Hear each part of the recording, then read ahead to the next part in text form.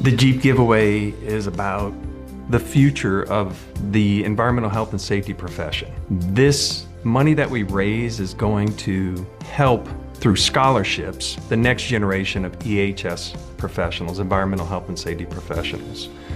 This is something that I've been wanting to do for a long time. You may ask, why an automobile, why a Jeep?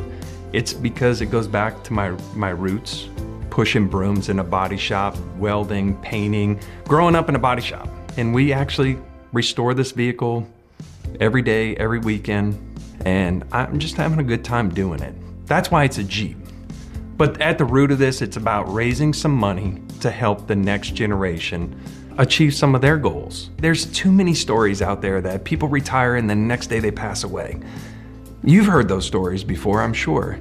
But if we can help one kid, become an industrial hygienist or become an environmental professional or become a safety professional, that one person could help somebody retire and enjoy it. After all those years of work, they can get down on the ground and play with their kids or grandkids, or they can just go to Italy and climb all those stairs in Italy, because that's what we want to do when we actually retire. So this scholarship helps one person.